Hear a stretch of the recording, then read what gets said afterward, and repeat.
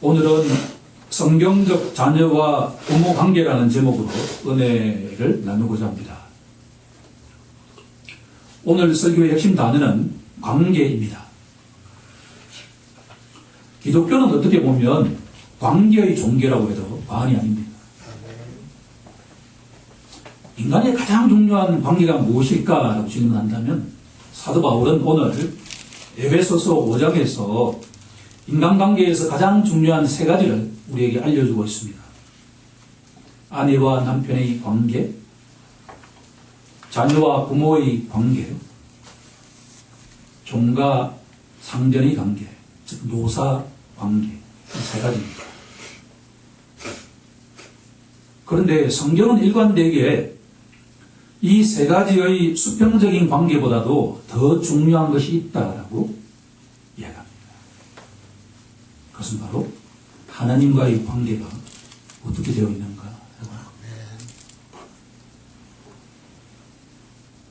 인간은 아담의 후손은 그 누구라도 본질상 진노의 자녀입니다. 사도 바울은 에베소서 2장 3절에서 이렇게 선포하지 않습니까? 너희가 전에는 본질상 진노의 자녀였더니. 아담의 후손은 그 누구라도 하나님과의 수직적인 관계가 회복되지 않으면 그 영혼은 절대로 평강을 누릴 수가 없습니다. 이사야 48장 22절은 악인에게는 평강이 없다라고 선포하기 때문입니다.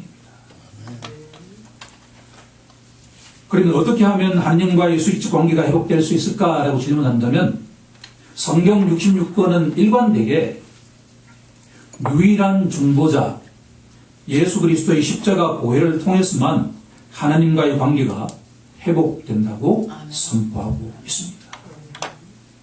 우리는 날마다 이 말씀 앞에 아멘이라고 화답할 때 구원의 확신이 우리에게 심겨준 줄로 믿습니다. 오늘 설교의 시작은 구원의 확신을 가지고 이 본문 말씀으로 들어가야 된다라고 합니다. 이미 에베소서 2장에서 그리스도 안에 있는 자는 하나님과의 수직적인 관계가 회복되었다라고 하는 것을 전제하고 오늘 이 말씀 속으로 들어가야 된다. 오늘 설교의 핵심 포인트는 성경적 자녀 양육법이라고 할 수 있습니다. 그때 만약 내가 그 아들에게, 딸에게 그렇게 말하지 않았더라면, 그렇게 행동하지 않았더라면 관계가 이렇게 뒤틀리지는 않았을 텐데 라고 후회한 적이 한두 번이 아니지 않습니까? 성경에는 자녀 양육에 대해서 서로 상반되는 구절이 있는 듯 합니다. 잠언서 13장 24절에 가면 매를 아끼는 자는 그의 자식을 미워함이라. 자식을 사랑하는 자는 근실히 징계하느니라 라고 선포합니다. 그러나 오늘 본문 4절은 너희 자녀를 노엽게 하지 말라 라고 이야기합니다. 이 두 가지 말씀은 서로 충돌하는 것처럼 보입니다. 그러면 우리가 어떤 원칙에 따라서 자녀를 양육해야 될까라고 하는 것은 너무나도 중요한 문제가 아닐까 하는 생각을 가집니다. 오늘 그 해답을 찾기를 간절히 소망합니다. 자, 이 목표를 달성하기 위해서 세 가지를 다루고자 합니다. 우선 서론적으로 자녀와 부모의 관계를 보면 그 시대상을 읽을 수가 있다. 두 번째로 성경은 부모의 의무보다도 자녀의 의무를 먼저 요구하고 있다. 내 부모를 공경하라. 심지어 내 부모에게 순종하라고 요구합니다. 그 이유가 무엇일까를 세 가지로 본문에서 찾아보고자 합니다. 세 번째로 가장 중요한 것은 부모가 어떤 의무를 해야 될까라고 한 겁니다. 여기서도 본문에서 소극적인 측면과 적극적인 측면으로 나누어서 검토해 보고자 합니다. 지금부터 하나씩 살펴보고자 합니다. 우선 첫 번째로 부모를 거역한다는 것은 말세의 징조다라고 성경은 선포하고 있다. 디모데후서 3장 1절에 가면 이런 구절이 나옵니다. 너는 이것을 알라. 말세에 고통하는 때가 이르러 사람들이 자기를 사랑하며 돈을 사랑하며 자랑하며 교만하며 비방하며 부모를 거역하며 라고 되어 있습니다. 이 구절은 우리에게 흥미로운 점을 우리에게 가르쳐주고 있습니다. 말세가 되면 자녀가 부모를 거역하는 현상이 나타나는데 그 이전에 전조 현상이 있다. 두 가지입니다. 하나는 사람들이 자기 자신을 너무 사랑하는 현상이 일어난다라고 하는 것이고, 두 번째, 돈을 사랑하고 자랑하는 현상이 나타난다. 그러고 난 뒤에 부모를 거역하는 현상이 나타난다라고 하는 것이 디모데후서 3장 1절 이하의 말씀입니다. 너무 흥미롭지 않습니까? 이 말씀에 비추어서 오늘날을 보면 세상은 점점 종말을 향해 치닫고 있다라고 해도 과언이 아닙니다. 부모에게 순종하지 않는 현상은 세상이 악하다는 것을 말하는 동시에 종말이 가까워왔다라고 하는 것을 우리에게 알려주고 있다라고 하는 것이 서론적인 내용입니다. 이제 본론으로 한번 들어가 보도록 하겠습니다. 본문 1절에 보면 자녀들아 너희 부모에게 순종하라 라고 말씀하고 있습니다. 그러면 왜 성경은 이렇게 자녀가 부모님을 공경하고 순종해야 될까라고 하는 근거를 분명하게 제시하고 있습니다. 그것도 세 가지를 제시하고 있다. 첫 번째는 인륜의 문제다라고 하는 겁니다. 본문 1절에 보면 자녀들아 너희 부모에게 순종하라. 그 다음에 나오는 구절이 이것이 옳으니라 라고 말씀하고 있습니다. 자녀가 부모에게 순종하는 것은 동서고금을 막론하고 옳다라고 합니다. 왜냐하면 그것은 인륜의 문제이기 때문입니다. 사도 바울은 로마서 2장 14절에서 흥미로운 말씀을 선포하고 있습니다. 율법이 없는 이방인에게도 본성으로 곧 양심에 따라서 율법의 행위를 할 수 있다라고 선포하고 있습니다. 자녀가 부모에게 순종하는 것은 인간 양심에 부합하는 일이다. 특히 유교 문화권에서 자란 사람들은 할머니와 할아버지로부터 어릴 때부터 부모에게 잘하는 사람이 복을 받는다라고 하는 말씀을 듣고서 자랐습니다. 이처럼 부모님을 공경하고 부모님 말씀에 순종하는 것은 양심 속에 하나님이 심겨주신 것과 같은 것인데 왜 그것이 그렇게 쉽지 않은지 그 이유를 오늘 분명히 알기를 간절히 소망합니다. 본문이 제시하는 부모를 공경해야 되는 두 번째 근거는 율법에 나와 있기 때문입니다. 본문 2절을 보면 이것은 약속이 있는 첫 계명이다라고 말씀하고 있기 때문입니다. 하나님께서는 두 개의 돌판에 10계명을 쓰신 다음에 모세를 통해서 이스라엘 백성에게 주셨습니다. 첫 계명부터 네 번째 계명까지는 하나님에 대한 인간의 의무를 담고 있다면 다섯 번째부터 마지막 10번째까지는 이웃에 대한 의무를 담고 있습니다.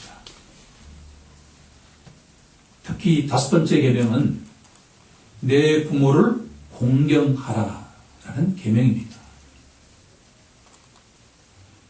왜 이 계명을 하나님께서 이웃에 대한 의무에서 첫 번째 자리에 위치해 놓으셨을까라고 질문하지 않을 수가 없습니다. 하나님은 살아 계시지만 우리 눈에 보이지가 않습니다. 하나님께서 자신을 대리해서 우리 인간들에게 보이는 부모님을 주셨다. 우리가 잘 알고 있는 것처럼 첫 번째 사람인 아담은 육신적인 부모 없이 이 땅에 탄생했습니다. 그런데 아담의 본성은 그 누구라도 육신적인 부모를 통해서 이 땅에 태어나지 않습니까? 하나님께서 직접 인간들을 다 창조하실 수 있는 분임에도 불구하고 그런 방식을 채택한 이유가 무엇일까라고 질문한다면 그것은 바로 부모님을 통해서 보이지 않는 하나님이라고 하는 존재를 깨닫게 하기 위한 것이다 라는 것을 알 수가 있습니다. 부모님을 우리가 공경해야 되는 세 번째 근거는 복음의 관점에서 말씀하고 있습니다. 1절을 보면 자녀들아 주 안에서 너희 부모에게 순종하라고 말씀합니다. 여기서 우리가 주목해야 할 단어는 주 안에서라고 하는 단어입니다. 이것은 만약에 예수님을 자신의 구세주와 주인으로 영접하지 않는 세상 사람들에게 이 말씀을 적용하기에는 제한적이다라고 합니다. 예수님을 믿는 자에게 하나님은 우리에게 부모에게 순종하라고 요청하고 있다. 그러면 왜 예수 믿는 자는 부모님에게 순종해야 될까라고 하는 겁니다. 예수를 믿지 않는 세상 사람들에게는 인정할 수가 있지만 왜 예수 믿는 자는 부모님에게 순종해야 될까요? 신자는 그 누구라도 새로운 본성이 그 마음 속에 심겨져 있는 새 사람이기 때문입니다. 성령의 인도함을 받는 사람이 신자인데 그리스도인인데 어떻게 하면 자신이 신자라고 하는 것을 보여줄 수 있을까? 하는 질문을 던질 수가 있다. 주님 말씀은 너희가 부모님께 공경하고 순종하라. 그러면 너희가 그리스도인이라고 하는 것을 알 수가 있다라고 합니다. 따라서 신자에게 부모님께 순종하는 것은 자발적입니다. 남이 시켜서 하는 것이 아니다라고 합니다. 동시에 마음에서 우러나와야 된다.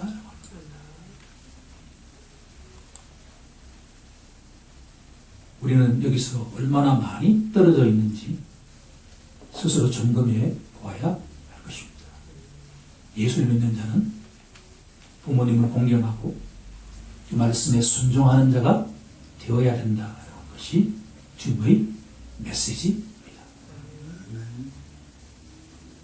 동시에 본문은 부모님께 순종할 때 축복이 임한다라고 선포하고 있습니다. 2절, 3절을 보면 내가 잘되고 땅에서 장수하리라 라고 말씀합니다.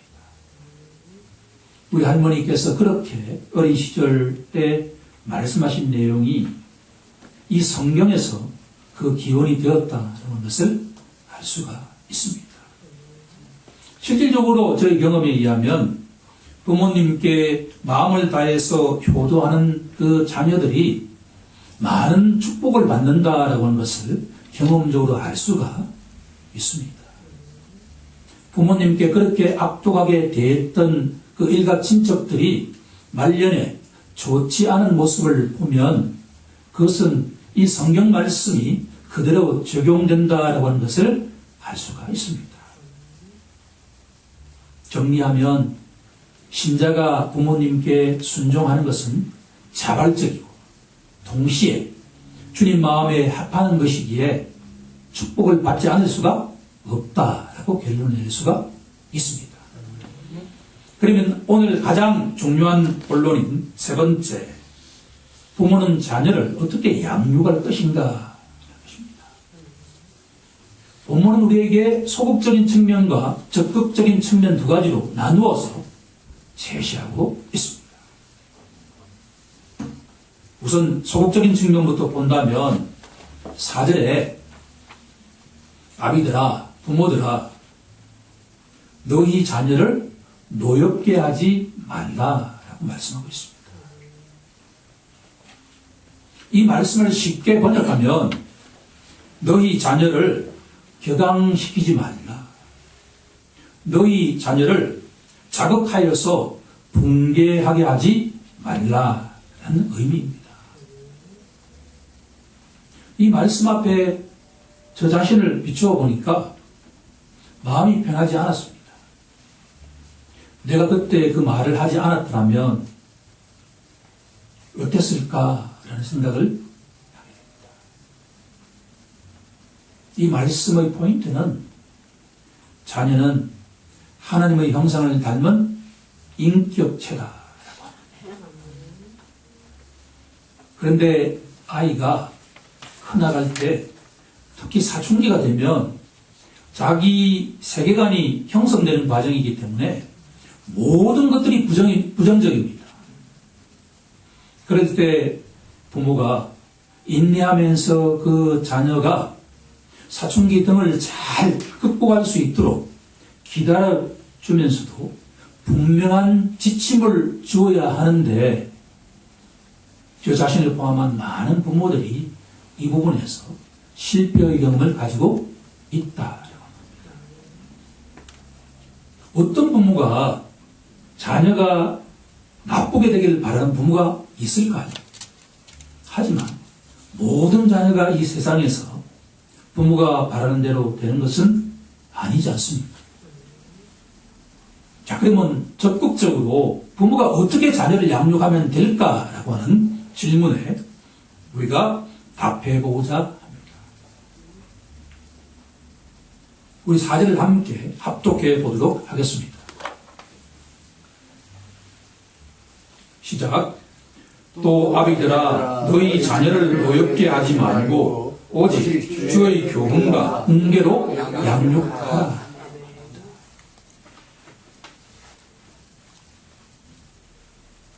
오직이라고 하는 단어가 들어가면 그 이하가 상당히 중요하다는 말씀 아닙니까? 부모들아, 자녀를 양육하라라는 겁니다. 이 단어는 먹이라라는 말씀입니다. 부모는 자녀를 때에 맞게 먹이는 위치에 있다. 먹인다라는 말씀을 두 단어로 요약한다면 교훈과 훈계하라라는 말씀입니다. 이 말씀은 한편에서는 말로 교육하라는 것이고 다른 한편에서는 어린 아이들을 바로 잡아 주어야 된다는 말씀입니다. 그러면 이 두 말씀이 이해가 안 되는 건 아닌데 그러면 어떻게 양육해야 될까라고 한다 그러면 이 성경 본문은 거기에 대해서 분명하게 제시하지 않고 있습니다. 여기서 우리는 믿음의 선조들의 도움을 받아야만 됩니다. 제가 멘토로 삼고 있는 마틴 로이 존스 목사님은 성경적 자녀 양육 원칙을 7가지를 제시하고 있습니다. 우리 함께 메모해서 이 말씀대로 우리에게 하나님이 주시는 선물을 하나님 마음에 합하는 자로 키워가는 자가 되길 간절히 소망합니다. 첫 번째, 자신의 감정을 다스려라. 흥미롭습니다. 자녀를 양육하는데 그 시작은 부모 자신으로부터 시작해야 된다라고 합니다. 이것은 성경의 메시지에 부합합니다. 우리들은 자녀들이 잘못했을 때 유 메시지를 던집니다. 너가 잘못했지. 팩트입니다. 맞습니다. 그런데 우리 선조들은 유 메시지가 아니라 I 메시지부터 시작하라. 자녀 양육의 출발은 평소에 자기 감정을 조절하는 것에서 시작되어야 한다. 왜냐하면 부모가 자녀를 양육할 때 자신의 분노를 이기지 못하면 득보다 실이 월등히 더 많다라는 것을 경험적으로 알기 때문입니다. 그런데 부모가 감정을 조절한다는 게 쉬운 일일까요? 그렇지 않습니다. 솔로몬은 잠언서 16장 32절에서 이렇게 선포합니다. 노하기를 더디하는 자는 용사보다 낫고 자기 마음을 다스리는 자는 성을 빼앗는 자보다 낫다.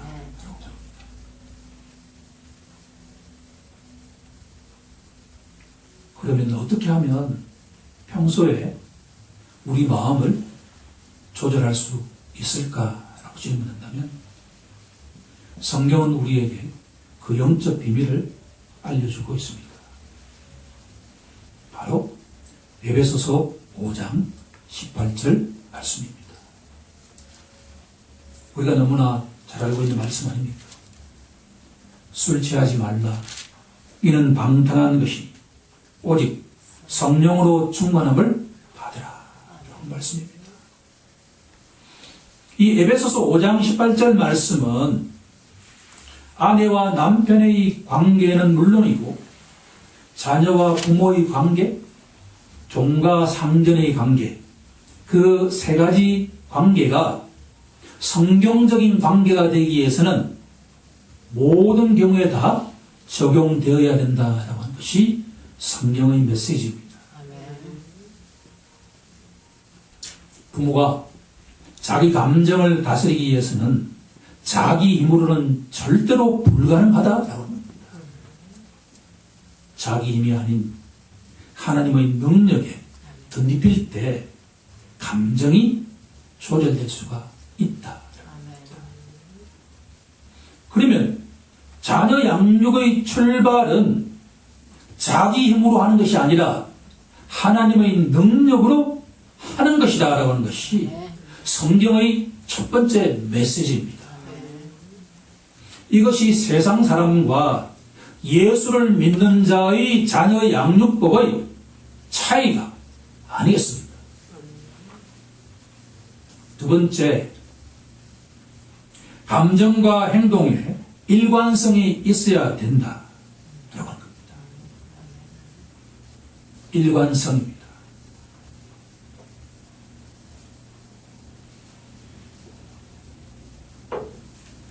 자녀 양육을 하는데 최대의 장애 요인은 변덕스러움입니다. 어제는 이 말을 했다가 오늘은 저 말을 한다면 어느 아이가 그 부모의 말에 순종하겠습니까? 부모의 변덕스러운 모습은 술 취한 사람과 같다. 저는 이 말씀이 너무나 귀중한 말씀으로 다가옵니다. 저희 과거를 돌이켜보면 저는 전혀 술을 먹지 않았고 술 취하지 않았지만 알고 보면 저의 변덕스러움은 술 취한 사람과 같다라고 합니다. 우리 부친이 예수 믿기 전에 약주를 참 즐겨 하셨는데 건하게 취해 오시면 횡설수설 하십니다. 1시간 전에는 이렇게 말씀하셨다가 1시간 뒤에는 저렇게 말씀합니다. 처음에는 왜 저렇게 말씀하시지 싶었지만 시간이 지나감에 따라서 술 취하면 다 저렇구나 라고 알게 되었습니다. 그러면 술은 먹지 않았으되 부모가 변덕스러움에서 자유로워지기 위해서는 어떻게 해야 된다는 겁니까? 자기 힘으로는 불가능하다. 그럼 어떻게 해야 될까요? 성령의 인도함을 받아야 됩니다. 여기서 또한 성령 충만이 자녀 양육의 출발이다라는 것을 알 수가 있습니다. 세 번째로 항상 합리적인 태도를 유지하라라고 하는 겁니다. 이 말씀을 묵상하면서 저희 어린 시절을 회고해 보았습니다. 할아버지 할머니가 저를 너무나 사랑해 주셨는데 10가지 가운데 9가지는 칭찬해 주시고 1가지 정도를 책망하실 때가 있었습니다. 그런데 왜 칭찬하시는지, 왜 내가 잘못했는지를 정확하게 이야기해 주지 않았다라고 하는 것이 아쉬움으로 다가왔습니다. 부모는 아이들이 자랄 때 칭찬해 줘야만 합니다. 아이가 너무나 사랑스럽다 하더라도 잘못하면 벌을 줘야 합니다. 부모는 자녀에게 신상빌벌이 분명해야 합니다.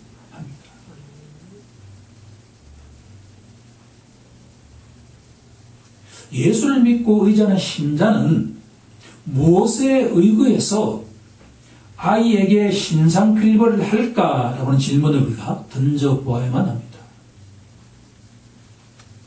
신자는 성경 말씀에 의지해서 신상빌벌을 해야 된다. 중요한 기준은 부모가 보기에가 아니라 하나님 보시기에가 되어야 된다.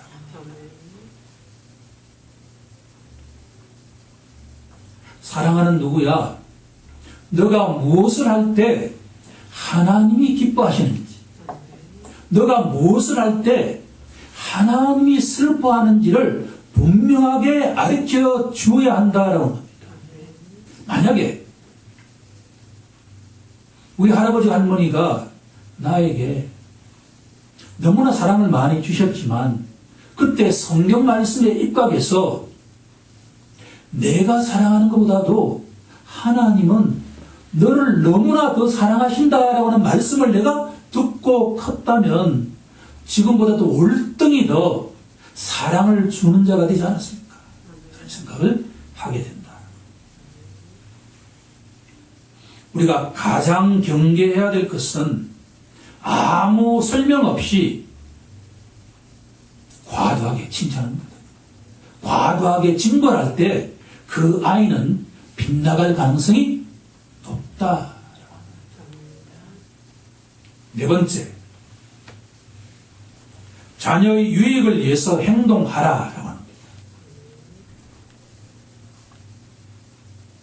이 말씀 앞에 또 나아가면 자녀는 부모의 소유가 아니다 라는 말씀입니다. 부모는 자녀의 후원자, 가디언입니다.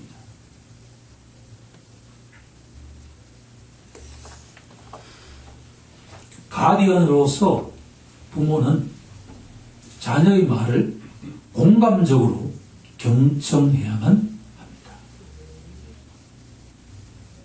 그런데 이 자녀들을 공감적으로 경청하기 위해서는 자녀를 나의 소유물로 생각하면 절대로 공감적으로 경청할 수가 없습니다.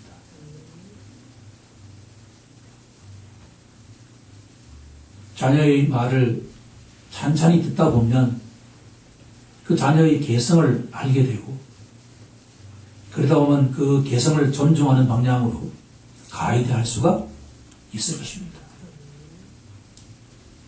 다섯 번째, 자녀를 인격적이고 지성적으로 양육하라라고 합니다. 성경적 자녀 양육법은 이해와 설명을 기본으로 해야 된다. 고린도전서 14장 40절을 보면 너무나 멋있는 말씀이 선포되고 있습니다. 모든 것을 품위 있게 하고 질서 있게 하라는 말씀입니다. 하나님은 우리 신자들이 품위 있게 삶을 살아가기를 바라고 자녀들을 양육하기를 바라십니다. 그러기 위해서는 한 아이를 하나님의 형상을 닮은 자, 곧 한 인격체로 인정할 때 우리들은 그 자녀를 품위 있게 양육할 수가 있다. 여섯 번째, 자녀를 징벌할 때 합리적으로 해야 된다라고 합니다.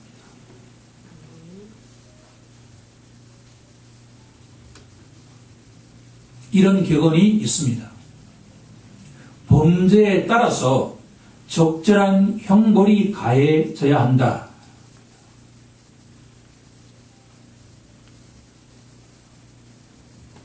우리가 경계해야 될 한 가지 사실은 자녀를 징벌할 때, 벌을 줄 때 자녀의 인격을 깔아뭉개는 방식으로 해서는 절대로 안 된다. 가족이 모두 있는 자리에서 과도하게 징벌한다든가, 공개 석상에서 그 자녀를 인격성을 무시한다는 것은 그 아이를 온전한 인격체로 성장하기가 어렵게 만들 수 있다는 것을 명심해야만 할 것입니다. 마지막 일곱 번째는 자녀의 성장과 발전을 인정하라.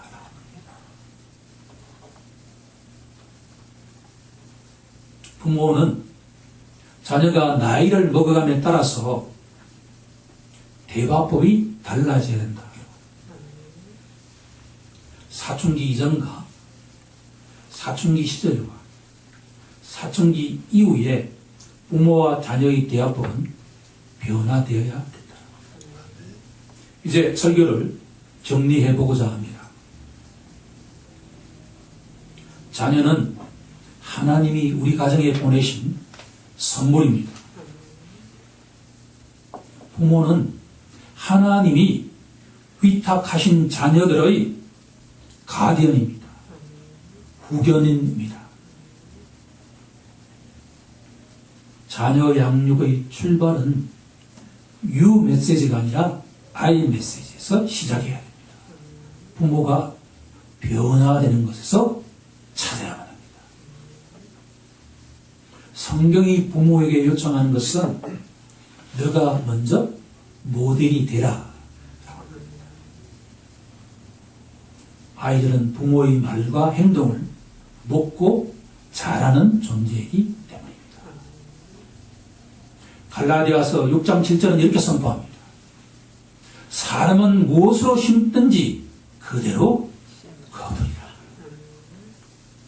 이 말씀을 마음방 깊이 새기길 간절히 소망합니다. 우리는 절대로 술 취한 사람처럼 자녀를 대하지 않았는지 반성해 보아야 합니다. 자신의 감정을 조절하지 못하고 자녀를 대한 적이 없는지, 감정과 행동에 일관성이 있었는지, 합리적인 태도를 유지했는지, 자녀 유익이 아닌 자신의 유익을 위해서 자녀를 대하지 않았는지, 자녀를 지성적으로 양육했는지, 과도하게 자기 기분에 따라서 자녀를 징벌하지 않았는지, 성장한 자녀를 마치 지금도 어린아이처럼 대하지 않는지를 우리는 날마다 성찰해 볼 필요가 있습니다. 성경이 말하는 자녀 양육법은 술 취하는 자가 되지 말고 성령 충만함으로 양육하라라는 것으로 요약될 수가 있습니다.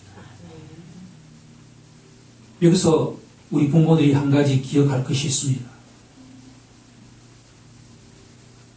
하나님께서는 저 같은 자를 한없는 사랑과 자비와 은혜로 대하셨다. 제가 잘못을 저질 때도 인내하시며 제 말과 행동이 변화되기를 기다려 주셨다.